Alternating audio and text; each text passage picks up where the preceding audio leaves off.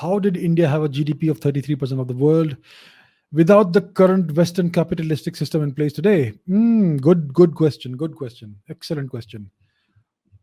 So that right now we have this system throughout the world, capitalism and to some extent mercantilism. So capitalism is essentially about is the pursuit of quarter upon quarter profits, never ending infinite profits on a limited planet, and that's what's destroying the planet right now. India never had a capitalistic system. India wasn't a Marxist country or a socialist country or a communist country. India had its own ancient dharmic system of economics. It is described in the Arthashastra. So that is what enabled India to achieve this enormous GDP. 33% is what Angus Madison has calculated, which, in my opinion, is a gross underestimation.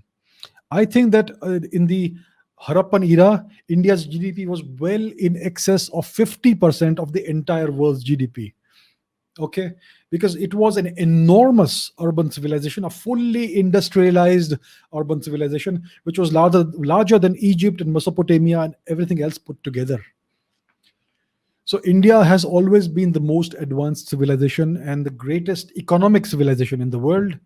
It achieved this by industrializing itself.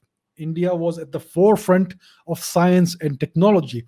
We had maritime skills. We were shipbuilders. We traveled across the world, across the ancient world. We had the greatest architecture. We had precise architecture. We had standardization of weights and measures. We had war chariots. We had hydro engineering, and we had so much more. So everything, the most advanced science and technology of its time was in India. India was a nation that always embraced science and technological advancement. And India was fully industrialized right until the time the British came into India. And they deindustrialized India and sucked all the money and all the wealth and all the treasure out of India. So India became that rich and powerful by following its own indigenous economic system and by embracing science and technology to the fullest and being industrialized without pursuing endless profits and destroying the world and destroying the environment. So India had all these ancient great technologies.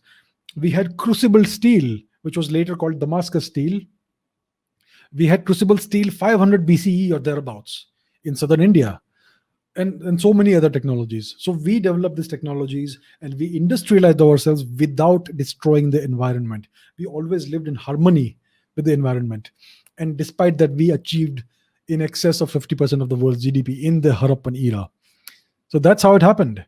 So capitalism, Western capitalism, is not the answer. Neither is Marxism or communism or capitalism. It is the ancient Indian system that was able to bring India this far ahead. So India should try and draw inspiration from that.